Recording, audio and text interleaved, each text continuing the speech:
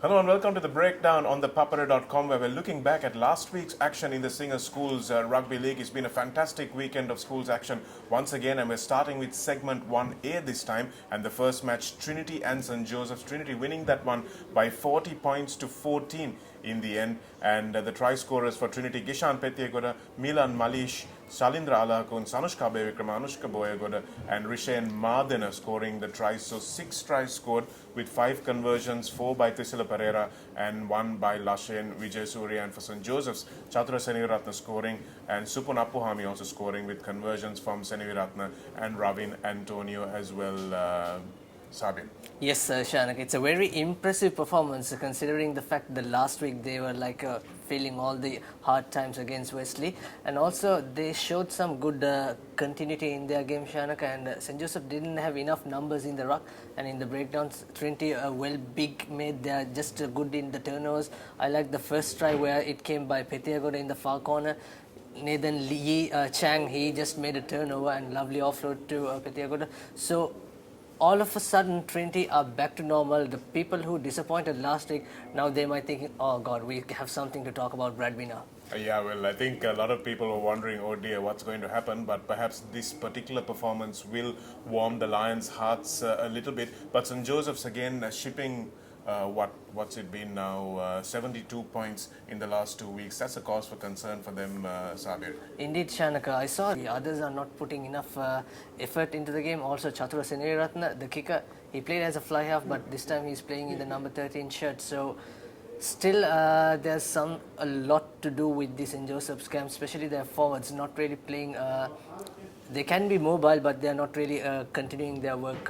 So Bilal, of course, Bilal Yusuf have so much work to do. Yeah, there's quite a bit of work to be done there at the drawing board. And then moving on to the next game, which was on Friday actually, DS Serenayaka hosting St. Thomas's College. That was also a 40-point game for St. Thomas's, 40 points to 6. But the interesting part was it was 33 to 6 at halftime. St. Thomas's only scoring 7 points in the second half. And for DS, the penalties from Ashraf Muzmi, their captain, and 1 yellow card to him as well. For St. Thomas's, Navin Henakan Kanamge continues his try-scoring form. Mayon Jayawardene 2, Bhumindra Disanayak also with 2 tries. Ashwanta Herat and Tehan Pereira with a try each, with Ashwanta Herat converting 5 tries. And unfortunately, though, for St. Thomas's, Henakan Kanamge, Adish Hadun Patirana, and Tehan Pereira all getting needless yellow cards. Yeah, that is really unacceptable, Shanaka. And the second half performance, it was so yawny half. I'm sure there's Shanaka yawn in the commentary box more than the players did the knock-ons. I'm sure about that. But on the other hand, that's a lackluster performance. Like Nawad mentioned in the article, they can't play like this against Royal, especially in the next week. No, and that's the concern for St. Thomas's, because Coach Laga has been absent for about the last week, so the preparation has been a little bit behind. Yes, he's come in, I think he's coming yesterday, and he will be working extra hard now in the lead up to the Royal game, but that 1 week, was that a bit of a problem for St. Thomas's? That's what you need to ask yourself, because it looked like a team that hadn't prepared well enough. All they did was pick up the ball that DS dropped and run 60 meters, 70 meters to score tries. And there was very few that they actually managed to create for themselves, especially the forwards. I thought they needed to employ that pick and go a little bit more. Their defense hasn't been tested yet. They haven't conceded a try. They've conceded only 9 points in 2 games. That's great, but that's not because their defense has been tested. It's just because the opposition hasn't been very good. So that's something that against Royal is going to take a massive upward step. Indeed, and Ashwant Herat, is good to see that he's coming into the action. He was so outstanding last season and not much in the first game last week. But also Sachita Jayatilaka coming in the second half, Shanaka, he made some good yards, good powerful hit, but he should not get isolated on his individual running, isn't it? No, he shouldn't. And I think he was trying to do a little bit too much. He's just coming in after a long cricket season, so he wants to show the coach that he's ready. And I would probably look at Sachita at the moment as a front row replacement rather than as a back row replacement. Yes, he's great carrying the ball, but I think Vijay Ratna, who is the usual number 8, I think he offers more from that particular position, and the balance in the third row is a lot better when he plays. So they've got some big boys, and if they can really smash Royal up front, then we have a game on our hands. Indeed, so it'll be interesting game between Sachita and also Royal captain Nikhila Gunadira, because they both play really well. Nikhila was outstanding against Wesley. That's the next game that we have. Wesley 14, Royal 17, and Royal are leading 7 points to nil in the half time, Shanaka. But Wesley, what a hard time they are giving. Look at the first game, just lost by 2, and this game lost by 3. Yeah, it's heartbreaking to be a Wesley supporter, isn't it? Because you have 5 points in between winning and losing 2 games in over 160 minutes of rugby. So what can you do? That is rugby, unfortunately. They've come up against 2 very good teams, Trinity and Royal, and they've taken them right down to the wire. So I think Wesley should be proud of their performance. It's a very young team. But Royal also, on the other hand, will be wondering, oh dear, do we have things to fix before we get into the St. Thomas's game? Yes, indeed. What happened really for Wesley, Shanaka, they need to find a proper kicker, because sometimes kickers who's the one who's going to win the matches, because Avantha Lee, the little scrum half wearing number 9, he just didn't position right enough for the very first penalty, which went outside the left, because Rahul De Silva, probably he must have to do a little bit more work with the kickers, because they lost 1 penalty in the first half and 1 poor decision making in the first half, and then in the second half a dying stage penalty, pretty much 30 meters under the post.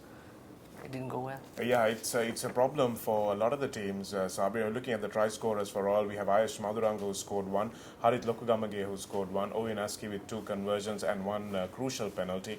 And for Wesley, Diane Sabah scored 1 try, Avishka Lee, one of the twins, scored another try, and Jurangpati, that long list of Jurangpati brothers, put over 1 conversion as well. But you look back at Sanushka Abewikrama's conversion for Trinity against Wesley last week, and you see how crucial those conversions can be. And it looks like Tisura Pereira is somebody who has added the extra points to all Trinity's tries. So even though they scored only 6 tries, they've got a 40-point margin on that. So that's going to come into play. St. Thomas's have Ashwanta Herat as well, but he hasn't been kicking well from the corners. So even Isipatana, you look at Padmasanka, he's not the greatest kicker in the world either. So this could be a problem going forward for a lot of these teams in close games. Yeah, it will be a very vital part of this game, especially those 2 points and 3 points. They are the part and parcel of the game to win a game.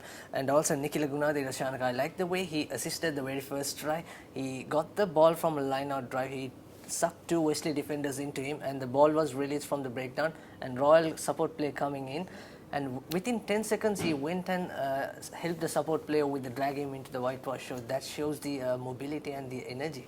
Yeah, I think Royal have been very focused on their forwards this time. Sanath Martis is a very good forwards coach. Apart from that, they've also got Dushant Luke, who has he's coached in New Zealand. He's a guy who has a lot of experience working with foreign coaches in Sri Lanka as well. He's played in several clubs where he's got the best coaching experience. So he's going to be imparting a lot of knowledge to these guys. And this forward pack is going to benefit from a lot of that. So you can see guys like Nikhila Gunadira, if they're receptive to taking on that sort of information, he's gone from being a prop, from being a second row, and now he's a number 8 forward. I have a lot of time for this boy. Yeah, but I'm not really sure whether Ashok Vijay Kumar, who started as a halfback, but he's playing in the centre position, I'm not really sure whether it's the right place, it's the ideal place for him to be at. But not forgetting 2 things Shanaka Royal did, their game sense, they have more than any other team. Last move in the half time, it was a 53-meter penalty. Instead of leading 7-0, Owen Haskey opted to go for the post, try there not to show waste any more energy.